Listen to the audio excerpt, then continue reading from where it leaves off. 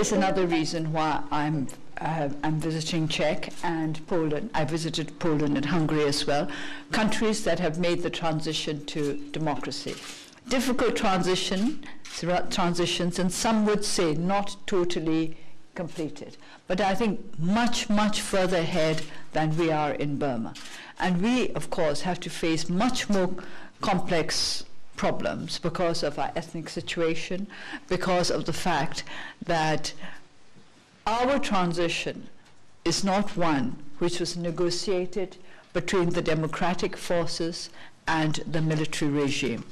This is a transition which was tailored and implemented by the regime in the same way in which the Constitution was drafted and adopted by the regime, not by representatives of the people. So our situation is a lot more difficult than yours was more than 20 years back. Although I'd like to say that we started out first 1 year in advance, but then we fell behind and you all sort of swept ahead. So we'll have to make up for lost time. And we need to be conscious of the urgency to amend the Constitution because it is now under consideration in the legislature. Why this Constitution must be amended if we want Burma to be a peaceful, united, democratic nation. The ethnic problem will not be solved by this present Constitution, which does not meet the aspirations of the ethnic nationalities. The democracy problem will not be solved by this Constitution. And amending this Constitution itself is so utterly undemocratic that I think it would be difficult for anybody to speak up for it. For example, to start the amendment, an amendment going, you need more than 75% of the votes of the members of the legislature.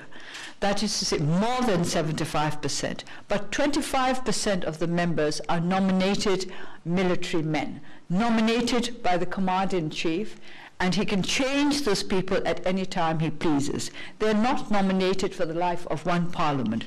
So in effect, the commander-in-chief alone can decide whether or not the Constitution can be amended.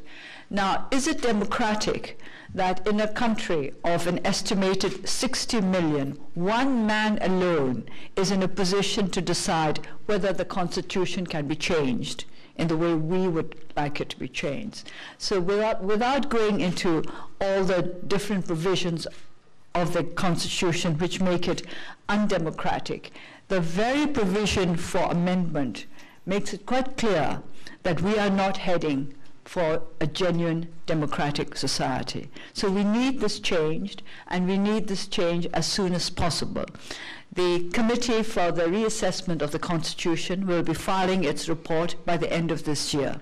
So before the end of this year, we in Burma are working hard. When I say we, the National League for Democracy and our allied ethnic nationality parties are working hard to come out with a joint statement with regard to the need for amendments to the Constitution. And we would like to